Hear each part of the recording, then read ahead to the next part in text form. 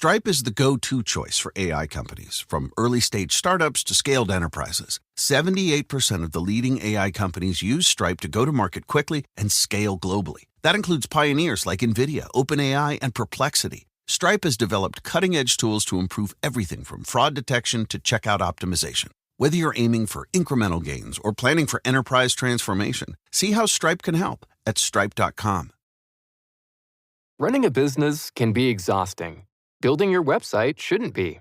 With Wix, you can express your ideas, give direction, then leave the heavy lifting to AI. From site creation to branded content and images. Have fun with the details. Customize what you want the way you want. And manage your whole business from a centralized dashboard with expert AI tools. Build, scale, and enjoy the incredible results. You can do it all yourself on Wix. Comcast is committed to bringing access to the internet to all Americans, including rural communities across the country, like Sussex County, Delaware. We were being left behind. Everybody around us seemed to have internet, but we did not. High-speed internet is one of those good things that we needed to help us move our farming, our small businesses, our recreation forward. Learn more about how we're bringing our next-generation network to more people across the country at ComcastCorporation.com/investment in America. Life insurers put life into the things you live for. The new factory that's hiring your neighbors. Maintenance on the bridge that keeps traffic flowing. The paycheck that puts pizza night on the table. Life insurers contribute $8 trillion to the U.S. economy through bond purchases and other investments, and protect the financial security of 90 million American families, like yours. See how life insurers put life into America at acli.com. Paid for by the American Council of Life Insurers. Did you know that Game Pass or Pass is brought to you for free because of Spotify for podcasters? It's a totally free platform, and you can make a podcast today for free. Spotify for podcasters lets you record and edit podcasts right from your phone or computer. So no matter what your setup is like, you can start creating today. Then you can distribute your podcast to Spotify and everywhere else that podcasts are heard. And if you're thinking about taking your podcast to the next level with a video podcast, Spotify can help you too.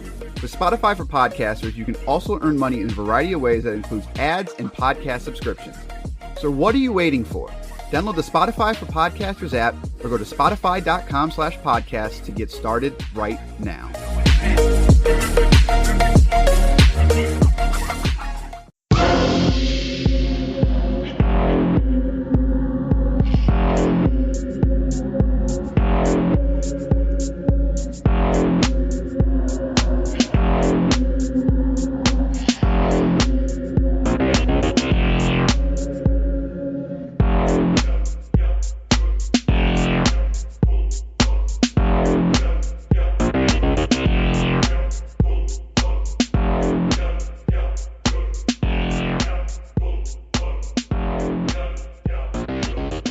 Now time to talk about hell, because we have went to hell on this. Is that profanity? On this episode of Game Pass or Pass, the podcast where we play games on Microsoft's Game Pass service and tell you which games to pass on to your friends and which games to simply pass on by.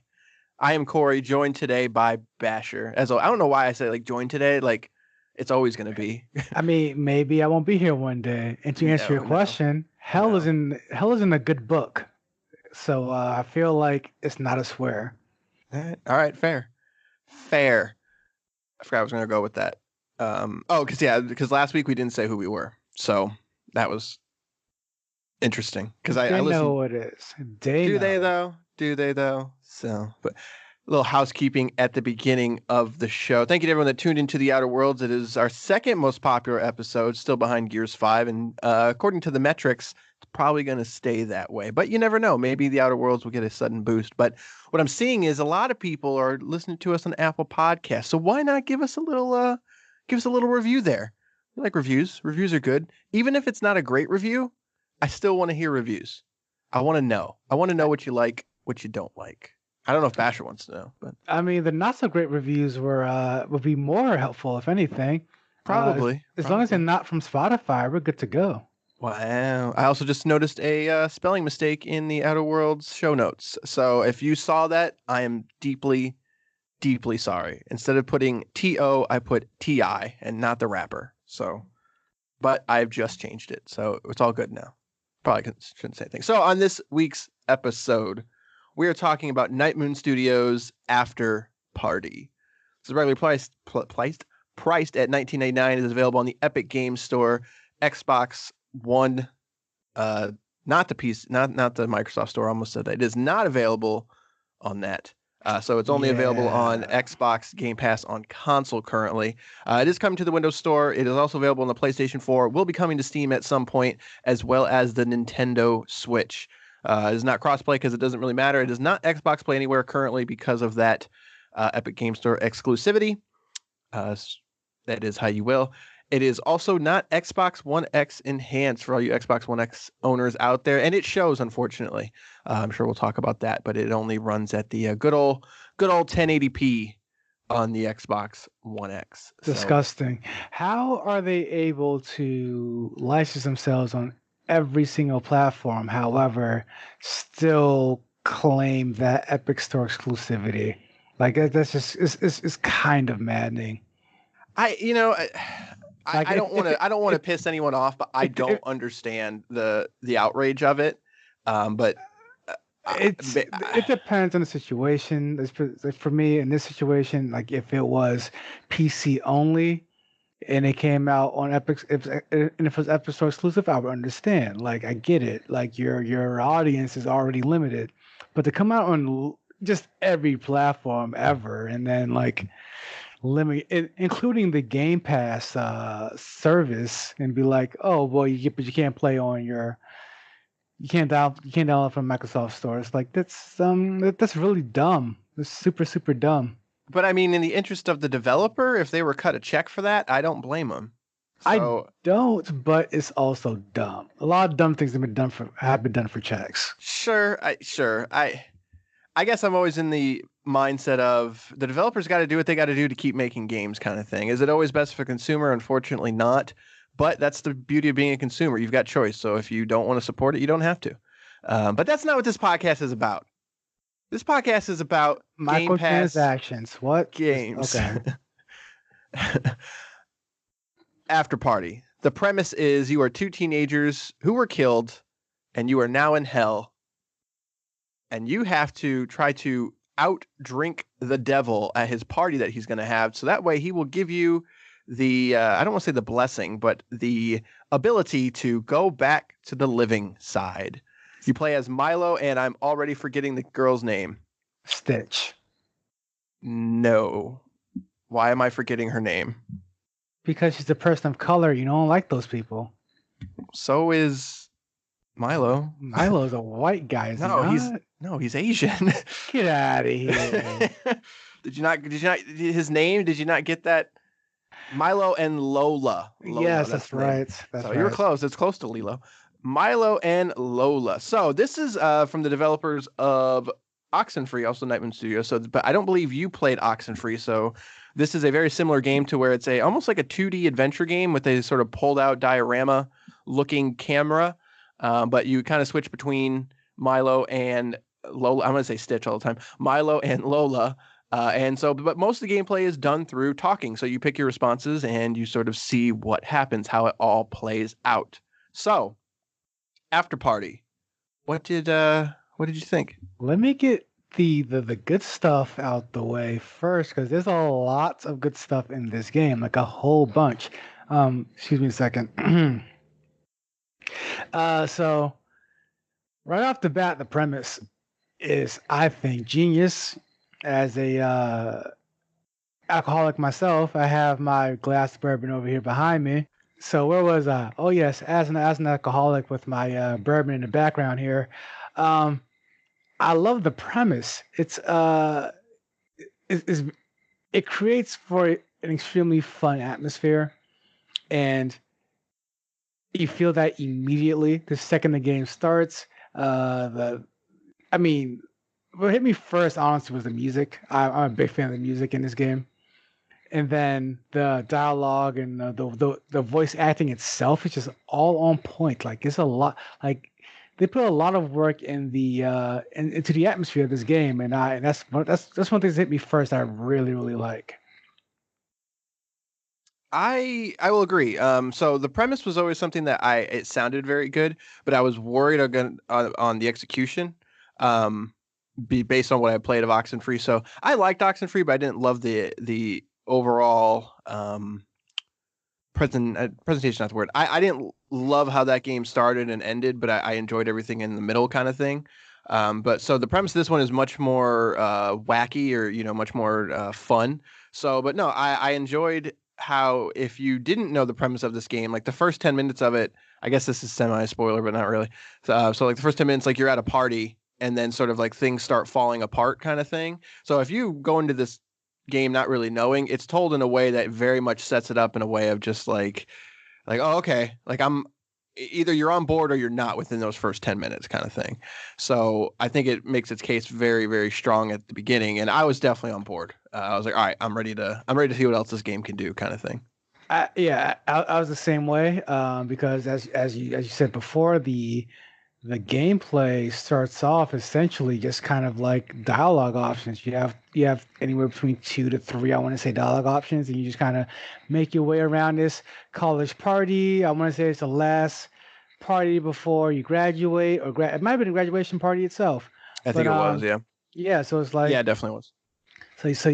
Some Milo's the nerd, and I guess, and Lola is like the kind of the too cool for school introvert.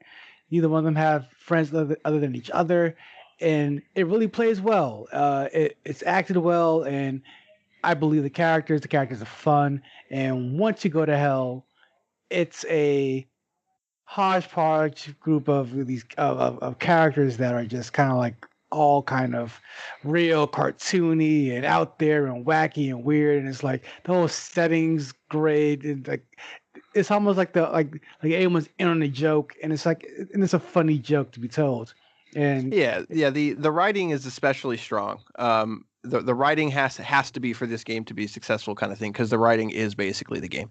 So I'm trying to think of the word. The game wears its tone on its sleeve very much, and I don't want to call them like fart jokes, because they're not, but they're very much like late teenager profanity kind of jokes, and there's a lot of like riffing on that stuff of just we're trying to be a family friendly show, so I can't repeat a lot of them.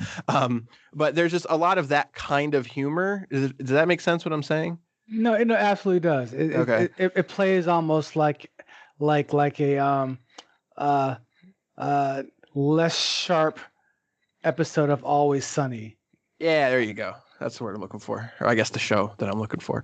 So if you're into that, then you're gonna like this, because that's how it is through start to finish. And a lot, like you said, a lot of the characters that you meet, they all have a very distinct personality, and they all sort of play into that in their own way.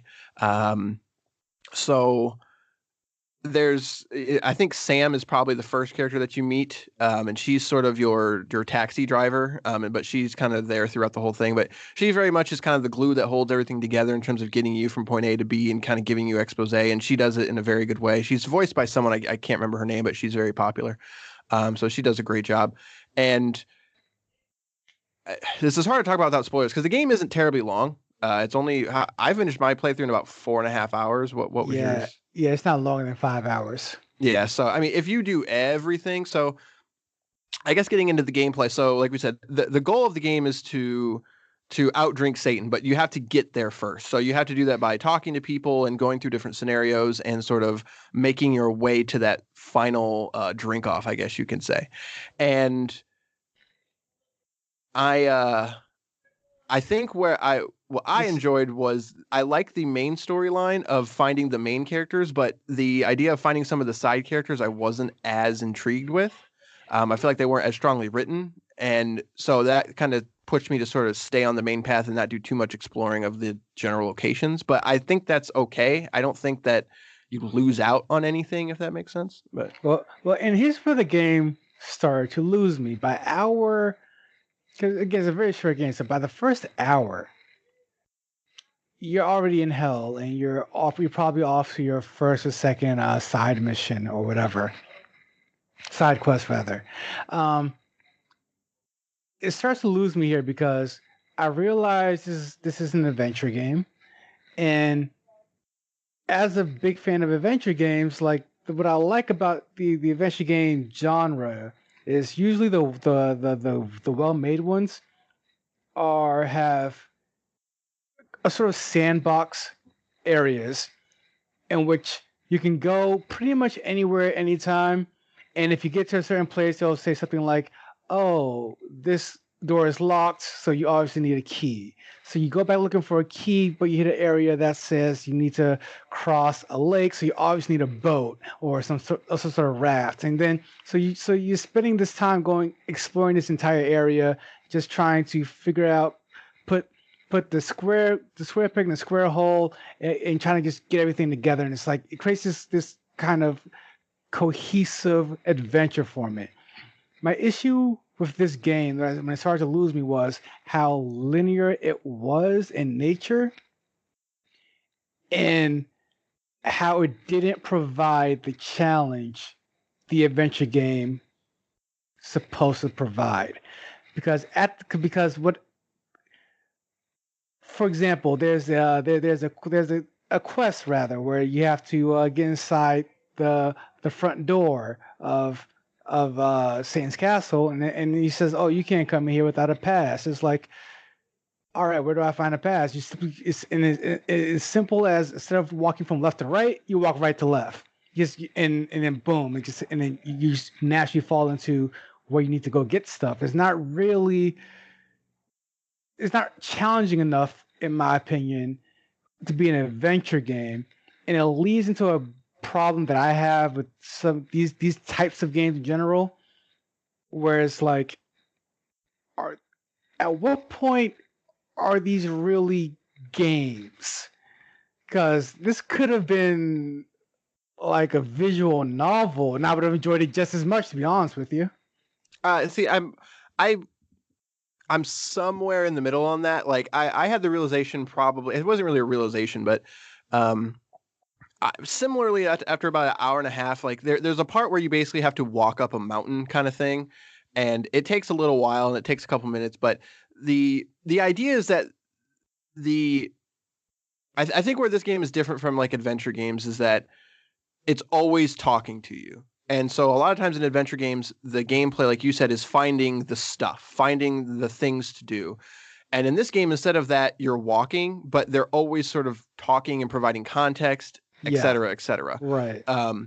But to me, kind of like, I was like, it'd be kind of nice if I could just maybe set the controller down and just press A or B, or X, and this, I think it was X or B, to pick whichever dialogue option.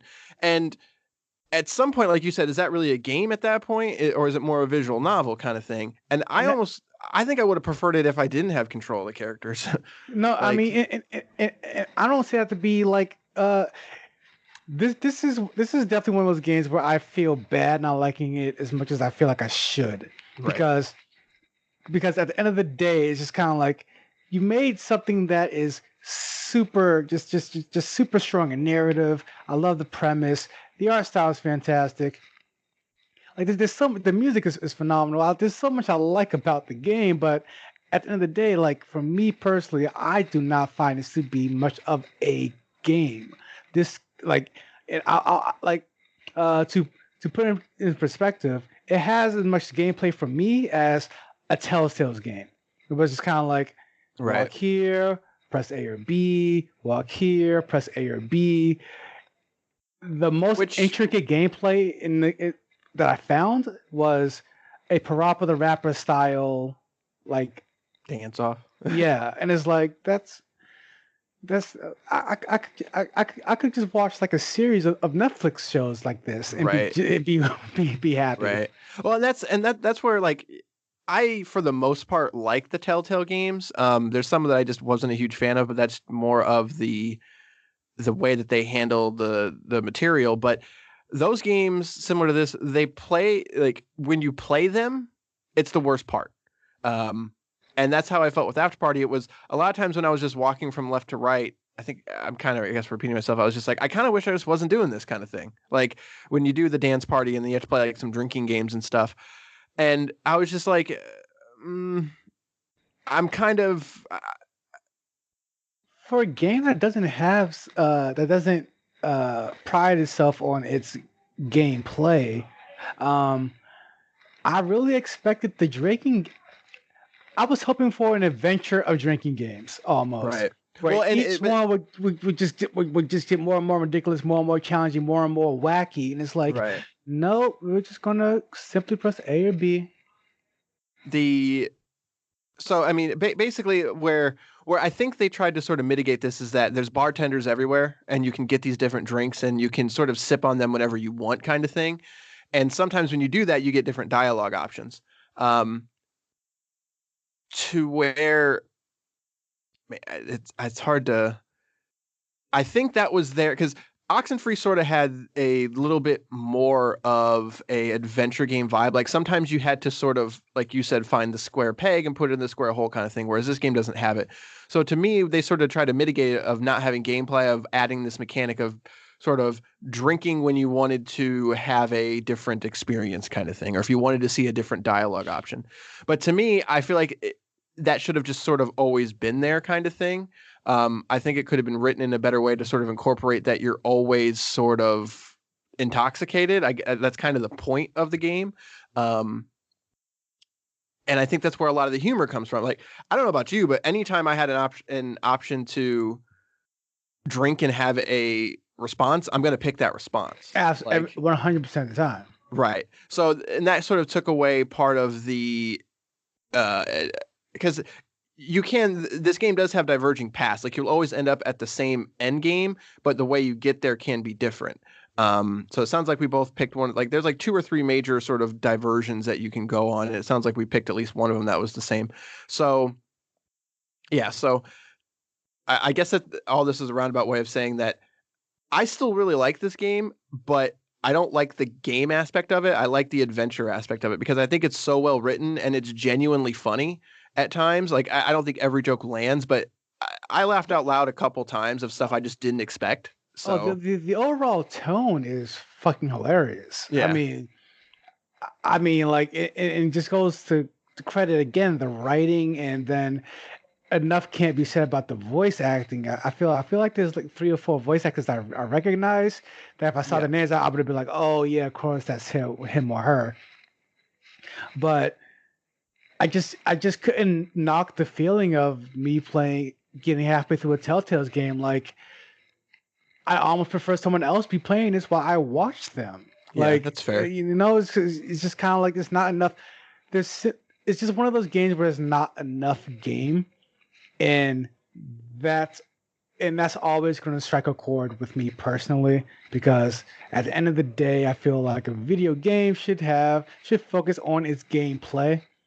No matter how great the writing is, no matter how great the narrative is, like the gameplay needs to be there. And I think this is just kind of like, this is essentially like a dialogue simulator or something for me. It's kind of like, and it's a good dialogue simulator, but it doesn't have equally as good gameplay. Right. And I think that's a discussion, and just in general for, a different show. It's just, it seems like this genre of, the quote walking simulator, if you want to call it, like that Telltale sort of popularized this idea of like diverting paths and not really playing a game. Like Mass Effect was probably the last big one that was like a full-on AAA game that really tried to have sort of narrative interwoven in a way.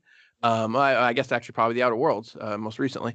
But Telltale sort of made it more streamlined and popular. And this game seems to like, it wants to, I think Night School Studios in general wants to be in that genre, but they don't want to do it the same way. And they're sort of having an issue of trying to figure out how to make that into a thing that works cohesively.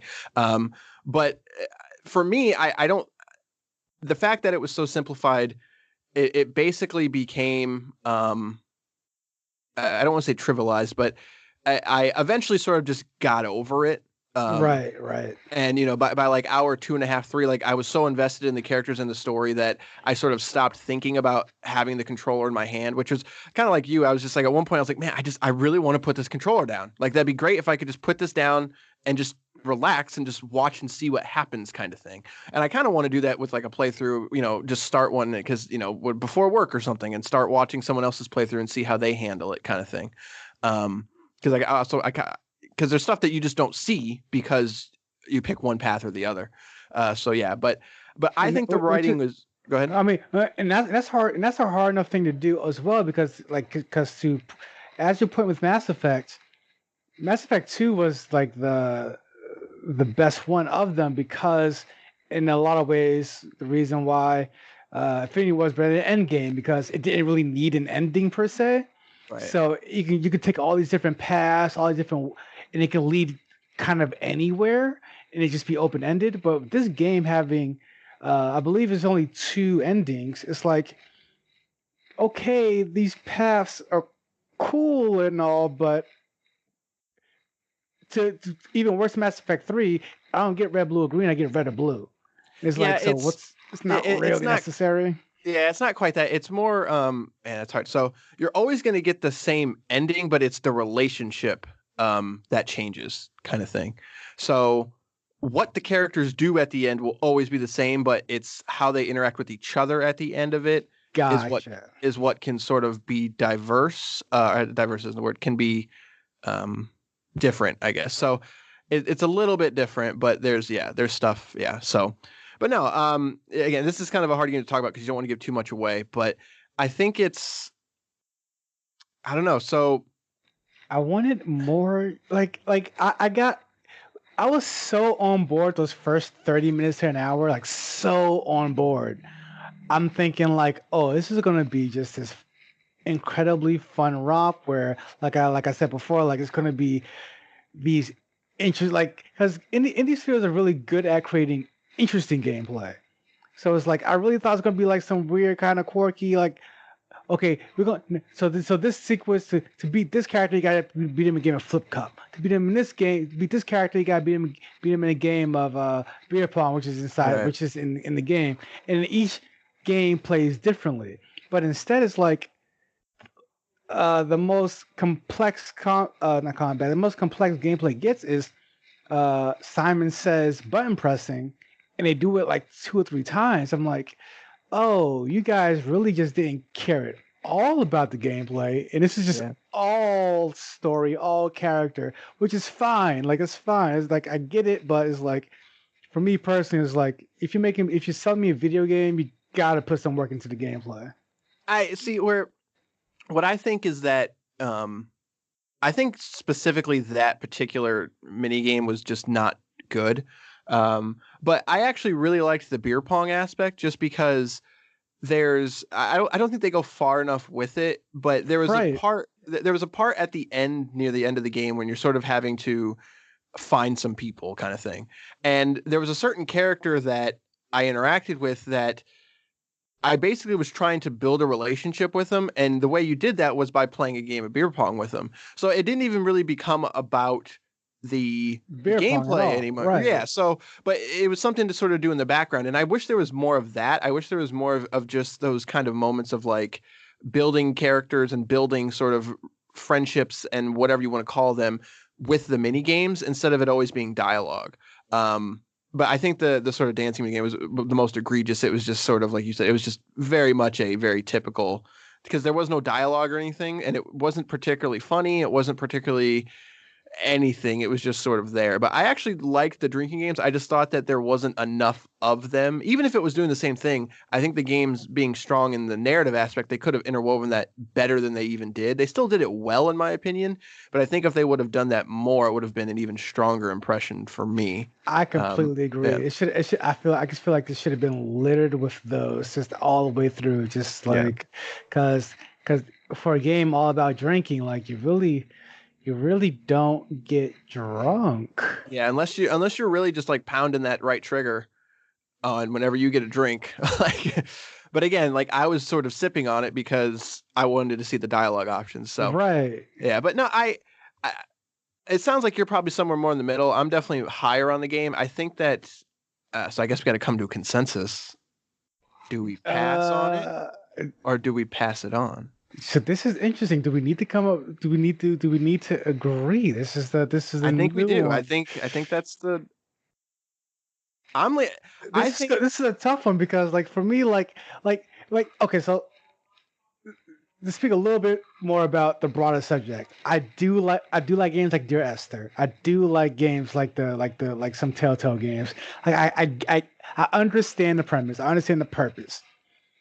I'm just never a fan of paying 15, 20, 40, whatever amount of dollars on a video game that ignores game. Like, I could just watch this and be happy. Like, that's why it's gonna be hard. That's why it's hard for me to say to pass on to a friend, because you could be.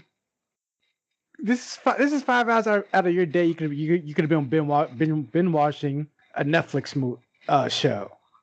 Like, that's fine. But I mean, but it's the choice. Like that's really what I think it boils down to is the choice worth the money? Like, I don't mean like to spend or not spend, like the choice of the story and the choices that you make during the gameplay. I think they're strong enough and there's enough diversity and a good enough story there that I think even with its shortcomings that.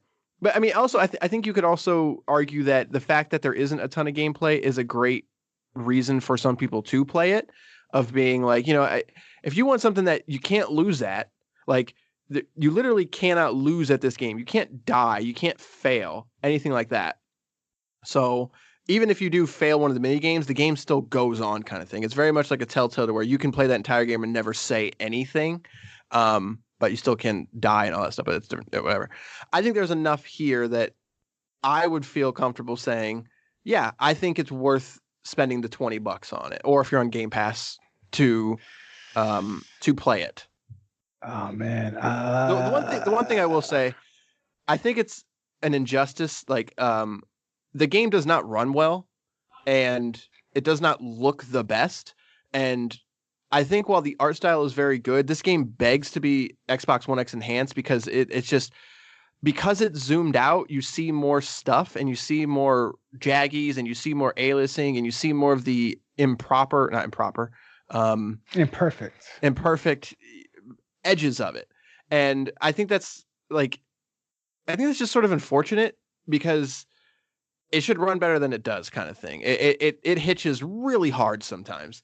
And it's not doing anything that's that crazy. And it didn't take me out of it, but it was just sort of annoying. I agree. I did think at one point, like, we could zoom in a little closer, but yeah, just a little bit. Yeah. But then I'm like, I kind of see why you don't, though. Right. But to me, I don't understand why they never play with the camera.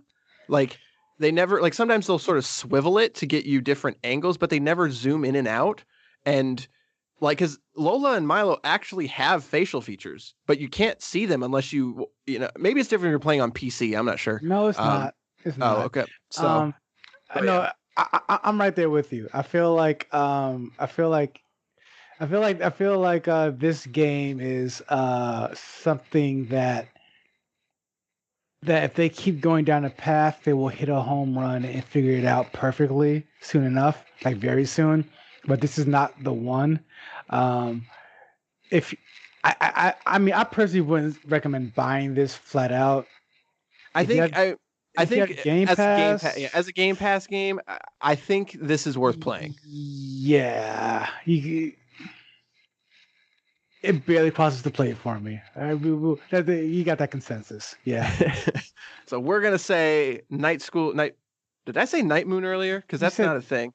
You called it Afterparty correctly the first time. I don't know where this night part thing is new, I think. That's the developer. Night Court.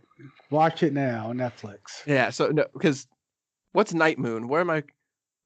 Because Moon Studios is Ori in the Blind of the Blind. Oh my gosh, Ori in the Blind Forest. You're breaking down, man. Breaking down. It's been a long week.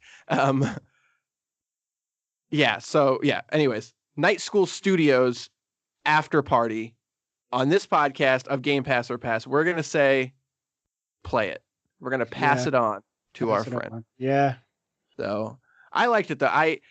It's one that I really want to play again. I know I'm not going to because there's just so much other stuff coming out.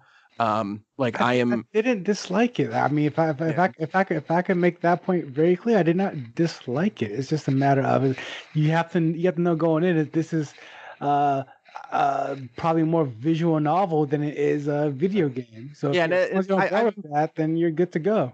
I've been playing the King's Quest that one they made in like 2016, which is, if you're sleeping on the game, don't. That game is fan-freaking-tastic. If you're into that game, I really like that game. But so like I just feel like the delivery just isn't quite there yet. Like they're so close to having something, and I want them to make more because I think what they're onto is very good. So, they should. But yeah, so on this episode, we're gonna say pass it on, and so yeah, I guess it's time so those are both new releases, and that means is it time to spin the wheel? Oh, it's time to spin the wheel of death. But that's the question. Like, so a lot of times, so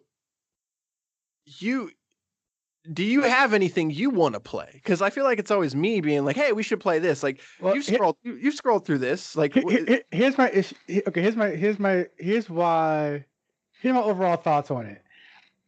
This podcast is about the service Game Pass, and the service Game Pass prides itself on look at all the games you could get for this one low monthly price. You can't beat it. And it's like, so my cynicism kicks in and says, okay, it's this price and you have all these games, so how many of these are good? So it's like, it's easier to pick out a good one that we kind of like and say, let's play this one next, than it is like Killer Instinct, because like, it's Killer Instinct, but I'm more interested in the service working in a way where you can literally play most games and enjoy yourself. Like that's really what I want to find out. So that's why I'm leaning towards the randomizer. Have you been scrolling through the catalog and ever been like, oh, wait a minute, that sounds interesting? No, I just did I scrolled through the catalog, sure, on the Xbox. However, I don't go into details. I just look at cover art and title. I'm like, all right. I guess I could play that one day. I don't know. But I never did any more than look at that screen. Interesting. I was just curious because that's basically what I do. Is like when I'm looking for a game, I pull up the all A to Z kind of thing, and I just start scrolling, and I'm just like, oh, this looks interesting, and then I usually just kind of pick one, and then I look at the install, and I'm like, nope, or yep, right. It's like 88 gigs. I'm like, I don't want to play it that bad, kind of thing. But so yeah, I really, they need to bring that randomizer to the console because there are a couple games that are not on one or the other kind of thing. Oh, that's right. Yeah. But all right. So here's the thing. All right. We could do the randomizer, or hear me out. There's a game. I refuse to hear you out. Randomizer. Wait, I'm sorry. There's a game that I really, really, really, really want to play again. So here's the thing. I already like it. Okay. I know I like it. And I think you're going to like it. I think you're going to love it, actually. But is that not in the spirit of the podcast? And it's such a good game, though, that I really want to play it again. And I want to talk about it. But I can already guarantee that we're both going to like it. So it's a game you picked out that you for sure like, you think I will like. I would be hard-pressed if you didn't. Is it Sunset Overdrive? It is Sunset Overdrive.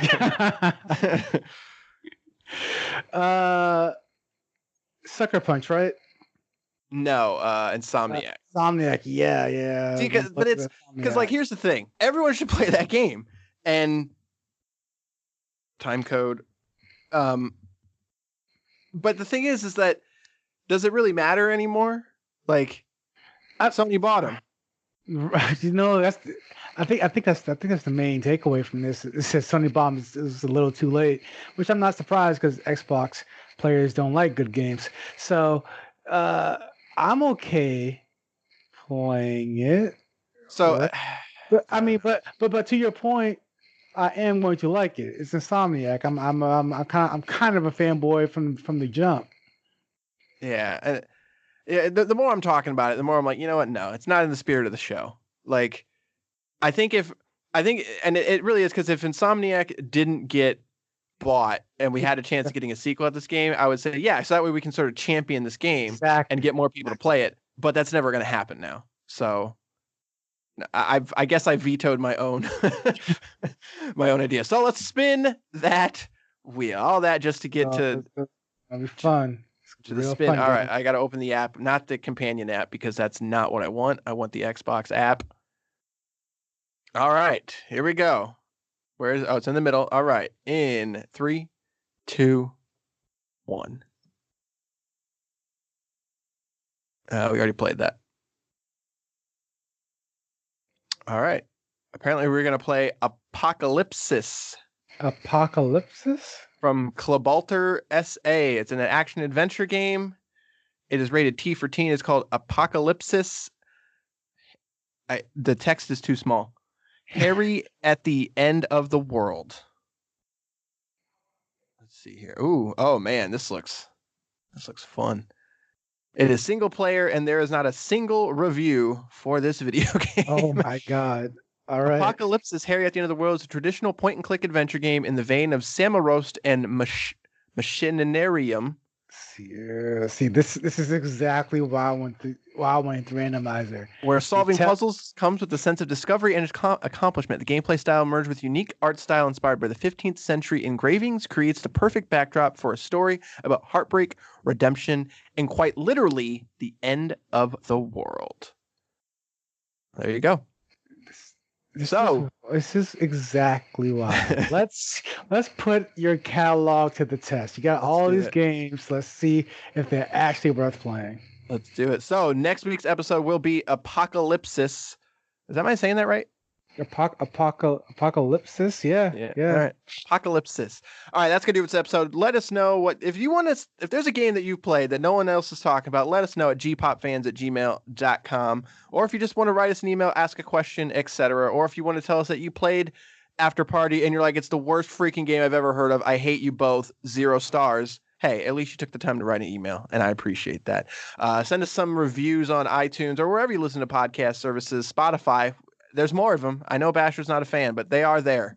The numbers don't lie. They don't lie. Those hips don't either. The what? Oh, the hips. I just said the tips at first. All right, that's going to do it for this episode of Game Pass or Pass. The tips always lie. We will see you next time.